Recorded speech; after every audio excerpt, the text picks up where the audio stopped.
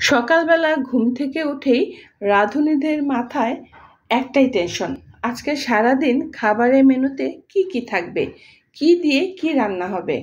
এই টেনশন দূর করতে একটা টিপস শেয়ার করা যাক। দিন শেষে রাতে যখন বাচ্চাদের নিয়ে পড়তে বসাবেন তখনই চিন্তা করে নিন পরের দিন সকালে কি রান্না হবে।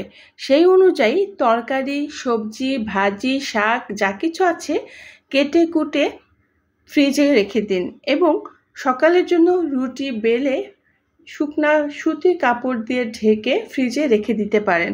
সকালে উঠে রুটি ছেঁকে নেবেন এবং ভাজি বা সবজি রান্না করে তারপর দুপুরের যে শাক আছে, তরকারি আছে, সেগুলো তো কাটাই আছে, রেডি করাই আছে, শুধুমাত্র রান্না করে নিলেই চলবে।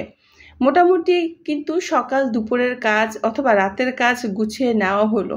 এখন বিকালের নাস্তা কিন্তু ফ্রোজেন আইটেম দিয়েও করা যায়। আবার অনেক সময় দেখা গেছে যে মুড়ি বানানো বা নুডলস রান্না করা, সেগুলো তো ইনস্ট্যান্ট করাই যায়।